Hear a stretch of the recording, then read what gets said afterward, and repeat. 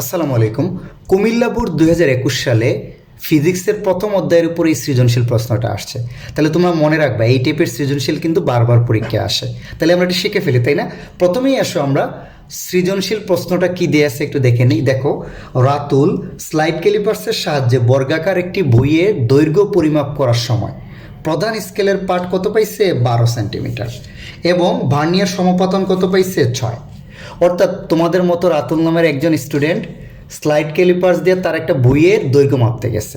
তাহলে বইয়ের দৈর্ঘ্য মাপার সময় প্রধান স্কেলের পার্ট পাইছে 12 সেন্টিমিটার আর ভার্নিয়ার সমপতন পাইছে 6।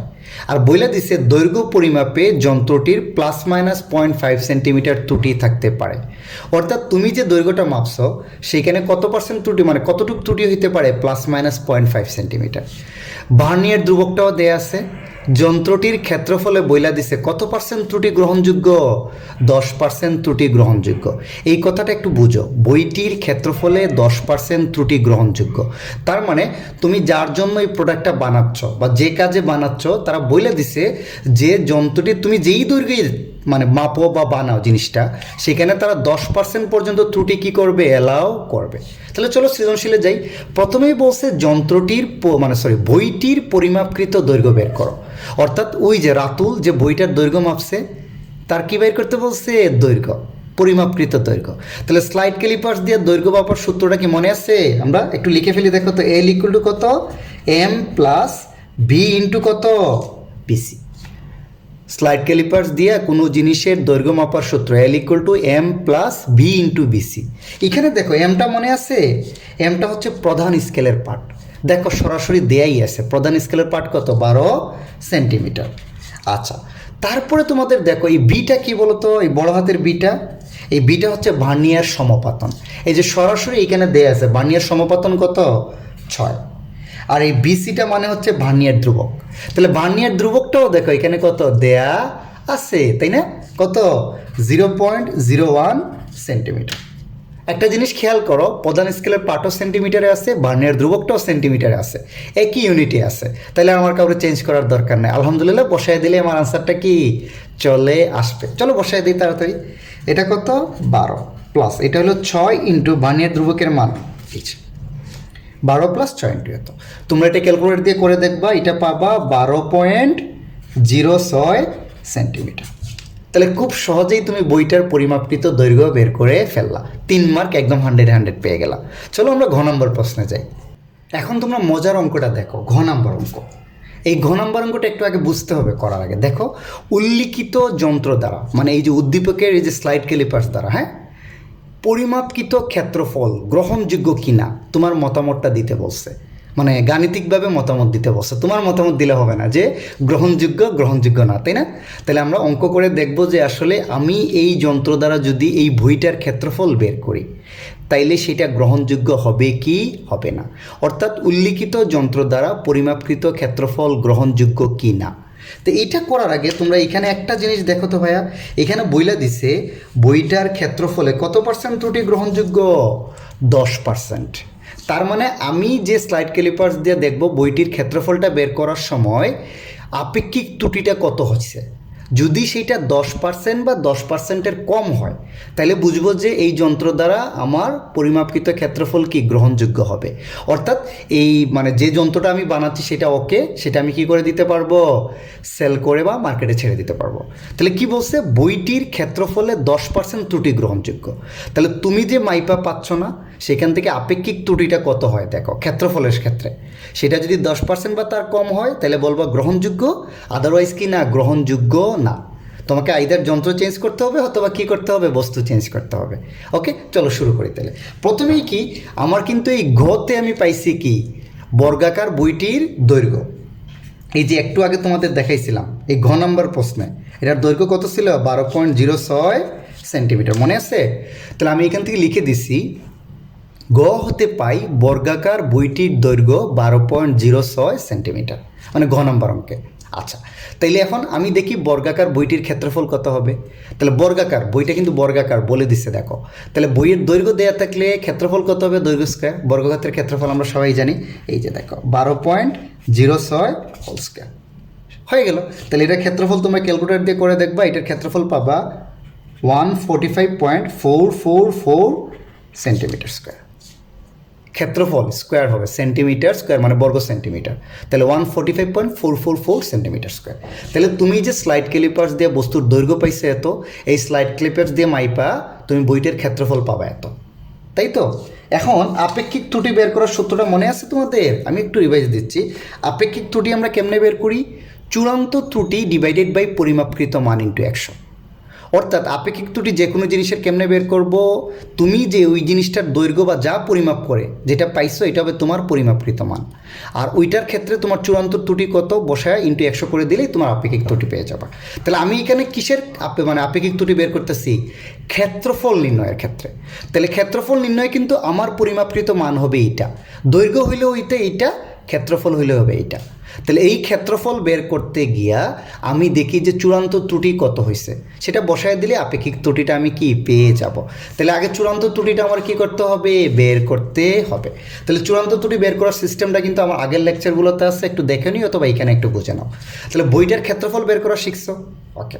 তাইলে এখন আসো দৈর্ঘ্য পরিমাপের ত্রুটি, মানে এই যে দৈর্ঘ্য এখানে বইলা দিছে কিন্তু দৈর্ঘ্য পরিমাপের যন্ত্রটার ত্রুটি কত হবে? ±0.5 সেন্টিমিটার। তোমাদের যদি কোনো নাও দেয়া থাকে, আমরা সবাই জানি যে সেন্টিমিটারে দাগাঙ্কিত আছে, তার মানে ওইটার ত্রুটি সর্বোচ্চ কত হইতে পারে? ±0.5 সেন্টিমিটার। এখানে দেয়া আছে তাই এটা। তাহলে দৈর্ঘ্য পরিমাপের ত্রুটি বইলা দিছে কত? 0.5 সেন্টিমিটার, সরি প্লাস মাইনাস হবে। তাহলে দৈর্ঘ্য পরিমাপের ত্রুটি কত পাবো? ±0.5 সেন্টিমিটার। অর্থাৎ তুমি যে দৈর্ঘ্যটা পাইছো না, এই যে 12.06, রাইট, সেইটার সাথে বইলা দিচ্ছে তুমি পাচ্ছ এইটা তোমার যন্ত্র দিয়ে মাইপা, এইটার সাথে ত্রুটি হইতে পারে কত? 0.5 সেন্টিমিটার প্লাস মাইনাস। তাহলে বস্তুটার প্রকৃত দৈর্ঘ্য হইবে কিন্তু এটা, এই যে দেখো। তাহলে এটার সাথে একবার +0.5 করো, এইটা থেকে একবার -0.5 করো, তাইলে এটা তুমি পেয়ে যাবা, প্লাস করলে পাবা দেখবা 12.56 সেন্টিমিটার থেকে দেখবা যেটা পাবা 11.56 সেন্টিমিটার। এটা আমি এখানে কেটে দিলাম, এক লাইনে লিখলাম। 12.56 সেন্টিমিটার থেকে কত পাবা? 11.56 সেন্টিমিটার। আশা করি তোমরা বুঝতে পারছো।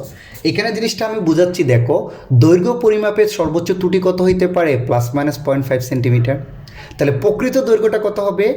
তুমি যেটা মাইপা পাইছো সেটার সাথে এই ত্রুটিটা কি করে দাও? প্লাস মাইনাস করে দাও।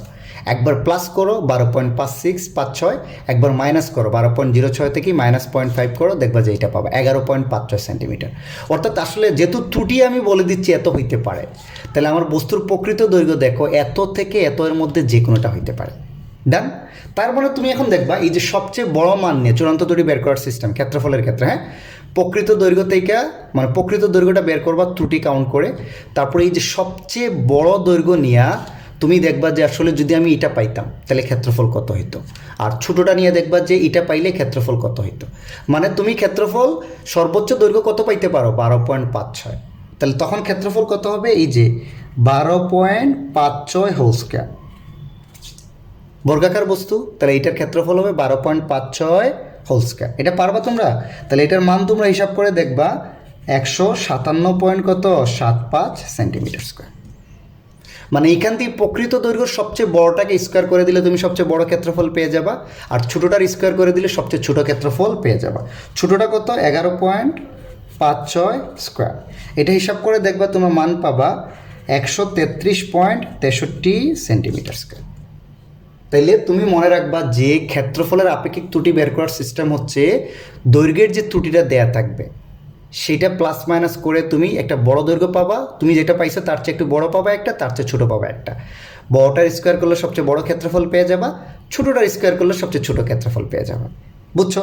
তারপরে তোমাকে কি বের করতে হবে? চূড়ান্ত ত্রুটি বের করতে হবে। তাহলে চূড়ান্ত ত্রুটিটা কেমন হবে আমি একটু দেখায় দিচ্ছি। এই যে দেখো চূড়ান্ত ত্রুটি। তাহলে চূড়ান্ত ত্রুটি মনে রাখবা, এই যে তোমার ক্ষেত্রফল কত আছে? এত না, 145.444, আর তুমি বড় ক্ষেত্রফল কত পাইছো এটা। তাহলে বড়টা থেকে তোমার ক্ষেত্রফল বিয়োগ করে দেখো ডিফারেন্সটা কত, শুধু ডিফারেন্স থাকে। এই যে এইটা থেকে এটা বিয়োগ করে দাও, কোনো অসুবিধা নাই। তোমার ক্ষেত্রফল থেকে এটা কি করে দাও? বিয়োগ করে দাও। বড়টা একবার বিয়োগ করো, একবার ছোটোটা বিয়োগ করো, কোনো অসুবিধা নেই। দেখো 145.444 তুমি যেটা পাইছিলা এটা থেকে সবচেয়ে বড় ক্ষেত্রফলটা আমি কি করে দিচ্ছি, বিয়োগ করে দিচ্ছি। তাহলে এটার হিসাব করলে দেখবা তোমরা পাবা 12.31 সেন্টিমিটার স্কোয়ার। এটা কিন্তু পরম মান আছে, এই যে দেখো এই দুই পাশে কি আছে, পরম মান, তাই না, মডুলাস দেয়া আছে, তার মানে সবসময় প্লাস মানই আসবে। অথবা তুমি আরেকটা পাইতে পারো, অথবা চূড়ান্ত ত্রুটি দুইটা হবে একই ক্ষেত্রে। তুমি যেটা পরিমাপকৃত ক্ষেত্রফল থেকে বড় ক্ষেত্রফলটা একবার বিয়োগ করো, আর তোমারটা থেকে ছোট ক্ষেত্রফলটা একবার বিয়োগ করো। অথবা হবে দেখো 145.444 মাইনাস কত, এই যে ছোট ক্ষেত্রফল কত হবে 133.63। এটা হিসাব করে দেখবা তোমরা পাবা 11.81 সেন্টিমিটার স্কোয়ার। তাহলে দেখো আমি এখানে চূড়ান্ত ত্রুটি কত পাচ্ছি, 12.31 আর 11.81, তাই না? তাহলে আমার আপেক্ষিক ত্রুটিটা কী হবে বলো তো ভাইয়া? আপেক্ষিক ত্রুটির সূত্রটা আমি একটু আগে দেখাইছি, কিন্তু মনে আছে? আপেক্ষিক ত্রুটি চূড়ান্ত ত্রুটি বাই পরিমাপকৃত মান ইন্টু 100, তাই না? চূড়ান্ত ত্রুটি ইন্টু পরিমাপকৃত মান ইন্টু 100। তাহলে এখন চিন্তা করো, চূড়ান্ত ত্রুটি আমি কয়টা পাইছি, এই একটা পাইছি, এই আরেকটা পাইছি। তাহলে তোমাদের কিন্তু আগের লেকচারগুলোতে বলা আছে, যখন দুইটা পাবা বড়টাই হবে তোমার চূড়ান্ত ত্রুটি, কারণ আমরা সৎ মানুষ, ভুল নিলে সর্বোচ্চটাই নিব। তাহলে এটা কত হবে, 12.31টাই নিব। তাহলে এখানে চূড়ান্ত আপেক্ষিক ত্রুটির সূত্র, চূড়ান্ত ত্রুটি বা এটা লিখে ইন্টু 100 লিখে কী করবা, চূড়ান্ত ত্রুটিটা হবে 12.31, বড়টা নিবা, বড় মানটা।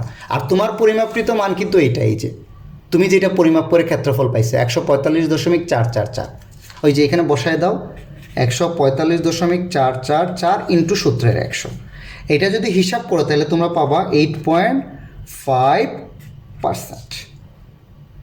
তাহলে আমি আমার ক্ষেত্রফল নির্ণয়ে দেখো ত্রুটি পাইছি কত, 8.5%, তাই না? তাহলে আমার বইলা দিছে বইটির ক্ষেত্রফলে কত পার্সেন্ট ত্রুটি গ্রহণযোগ্য, 10%। তাহলে তুমি এই ক্ষেত্রে ত্রুটি পাচ্ছ কত, 8.5%। তাহলে বলবা যে যেহেতু আমার এই যন্ত্র দ্বারা ক্ষেত্রফলের ত্রুটি আমি কত পার্সেন্ট পাচ্ছি, 8.5% পাচ্ছি। আর আমার এখানে গ্রহণযোগ্যের লিমিট দেওয়া আছে 10%, তাহলে ক্ষেত্রফল নির্ণয়ের ক্ষেত্রে এই যন্ত্রটা কি গ্রহণযোগ্য, আশা করা যায় পারবা। তাহলে আমি আবার একটু গো থ্রু করি, তোমাকে যদি বলে এইভাবে গ্রহণযোগ্য কিনা, ইনডাইরেক্টলি তোমাকে আসলে এই যন্ত্রের দ্বারা ক্ষেত্রফল নির্ণয়ে আপেক্ষিক ত্রুটি বের করতে বলছে। তাহলে আপেক্ষিক ত্রুটি কেমনে বের করি, প্রথমে তোমার পরিমাপকৃত ক্ষেত্রফল বের করবা, এটা পাইলা। তারপরে তুমি তোমার যে দৈর্ঘ্য পরিমাপ করছো সেখানে ত্রুটিটা দেয়া থাকলো, নাইলে ±0.5, এই যে করে একটা বড় দৈর্ঘ্য পাবা, একটা ছোট দৈর্ঘ্য পাবা। বড় দৈর্ঘ্যের ক্ষেত্রফল হলে সবচেয়ে বড় ক্ষেত্রফল কত হইতে পারে সেটা পাইলা, সবচেয়ে ছোট ক্ষেত্রফল কত হইলে তাই সেটা পাইলা। তারপরে তুমি কি করলা, চূড়ান্ত ত্রুটিটা বের করলা, এই যে তোমার পরিমাপকৃত ক্ষেত্রফল থেকে একবার বড়টা বিয়োগ করলা, আর তোমার পরিমাপকৃত ক্ষেত্রফল থেকে একবার ছোটটা বিয়োগ করলা, তাইলে এইটা।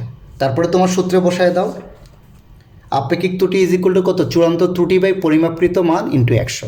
তাহলে এখানে মনে রাখবা চূড়ান্ত ত্রুটিটা নিবা কোনটা, বড়টা, সবচেয়ে বেশিটা, এই যে এখানে 12.31 আর 11.81, বড় মানটাই নিব। হিসাব করে দেখবা যে যত পার্সেন্ট আসে এটা হয়ে যাবে তোমার আপেক্ষিক ত্রুটি। আশা করি যে তোমরা পারবা। আমি আর কয়েকটা সৃজনশীল দিব এই অধ্যায়ের উপর, তোমরা ইনশাল্লাহ যদি ওইগুলো সলভ করো তাহলে আশা করা যায় দ্বিতীয় অধ্যায়ের সৃজনশীল নিয়ে তোমাদের আর ঝামেলা থাকবে না। ওকে, তাহলে শেষ করার আগে তোমাদের একটা ইনফরমেশন দিয়ে দিই, আমি কিন্তু নর্মালি অনলাইনে একটা ব্যাচ পড়াই তোমাদের ফিজিক্স, কেমিস্ট্রি, ম্যাথ, হায়ার ম্যাথে। ওকে, সো অফলাইনেও পড়াই। ওকে, তো তোমরা যদি কেউ ইন্টারেস্টেড থাকো আমার সাথে কমিউনিকেট করতে পারো। আর একটা রিকোয়েস্ট যেটা হচ্ছে যে আমি কিন্তু রিসেন্টলি ফেসবুক পেজটা একটু অ্যাক্টিভ হয়েছি, সেম নামই বিডি ভার্চুয়াল একাডেমি, আমার একটা ফেসবুক পেজ আছে, তোমরা ওইটা একটু কানেক্ট হয়ে যাও আগে। তোমাদের যদি ভালো লাগে লেকচারগুলো একটু শেয়ার টেয়ার দিও, কারণ অনেকে দেখলে কী হয় আমরাও একটু interest pi. Thanks for watching, সবাই ভালো থাকো, আল্লাহ হাফিজ।